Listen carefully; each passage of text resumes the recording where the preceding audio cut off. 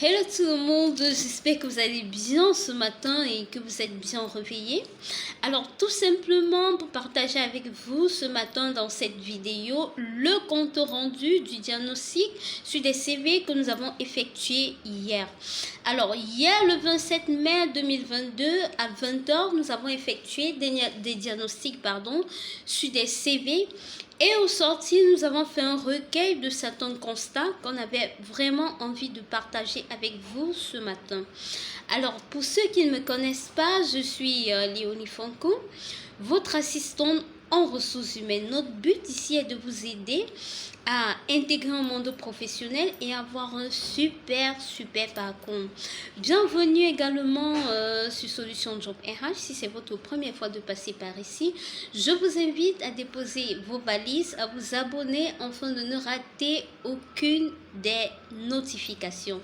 Alors, quelques constats, nous allons partager avec vous 5 constats que nous avons vus, que nous avons remarqués sur des CV hier. Alors, le premier constat, c'était l'absence du titre du CV. Votre CV va toujours porter un titre. Pourquoi? Parce que vous effectuez beaucoup de formations au cours de votre vie. Vous effectuez des formations, vous avez plusieurs diplômes.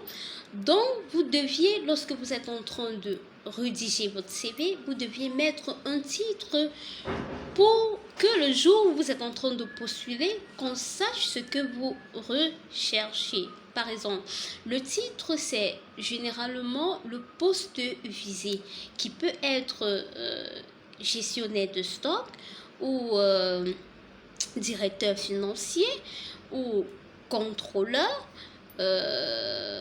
auditeur général ou auditeur financier ou auditeur en RH, ça dépend. Donc, le titre, vous deviez mentionner le titre sur votre CV qui est généralement le poste visé. Alors, autre constat que nous avons remarqué, c'était l'objectif. Beaucoup de CV n'avaient pas d'objectif. Alors, vous ne pouvez pas que prendre sans donner. Comment, lorsque vous rédigez votre CV, vous deviez mentionner l'objectif pour que le recruteur sache ce que votre objectif si vous avez le poste en fait. Donc c'est un peu ça. Donc n'oubliez pas toujours de mentionner l'objectif sur votre CV. L'objectif de votre CV ou l'objectif du poste à viser. Autre constat également que nous avons effectué hier, c'était les parties de votre CV. Beaucoup de gens avec des parties, le CV subdivisé en 8, en 10 et en 12 parties. Pourtant, un CV doit comporter tout simplement 4 parties. Votre profil, votre savoir-faire, vos compétences, votre savoir-faire, savoir-faire, votre savoir-être, votre compétence, votre expérience et vos divers. Donc, juste 4 parties. Et n'oubliez pas que votre CV doit être sur une seule page. Lorsqu'il est déjà sur plusieurs pages, il ne porte plus le nom de CV, mais un portfolio. Autre constat également que nous avons vu sur des CV, c'était le niveau de langue. Beaucoup de gens mettent toujours, surtout en anglais, le niveau moyen. Alors, ce que nous devons dire ici, c'est que lorsque vous mettez le niveau moyen, il faut être capable de finir votre entretien d'embauche en anglais.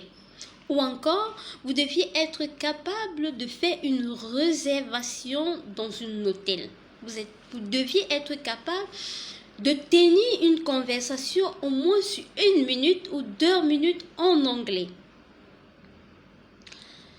Donc, c'était ces constats qu'on avait vraiment envie de partager avec vous. Si vous avez aimé, je vous invite à laisser un pouce bleu, à commenter et surtout à partager. Et aussi, si vous avez d'autres constats que vous avez remarqués en tant qu'assistant RH ou au cours de votre parcours professionnel, n'hésitez pas à laisser nous un commentaire afin que plusieurs personnes en bénéficient. Sur ce, je vous dis à vendredi pour un nouveau diagnostic.